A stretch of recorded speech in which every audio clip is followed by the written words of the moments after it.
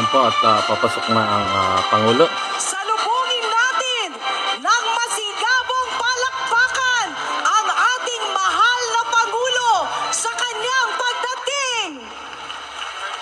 So guys, tayo, nagbablog tayo, yung may mga nagagawang mabuti sa ating mamayang Pilipino dito sa ating inang bansang Pilipinas.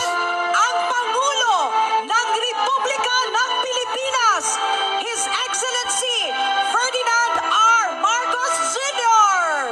So tayo po sa politiko ay tumitingin tayo ng may mga nagagawa para sa ating kapwa mamamayang Pilipino dito sa ating bansang Pilipinas. So hindi po tayo na nagsisino-sino kung tayo mayroong sinasambang politiko. Hindi. Kung sino po yung may nagagawa, yun po ang ating i-feature, ibablog natin. Dahil yun ang tama.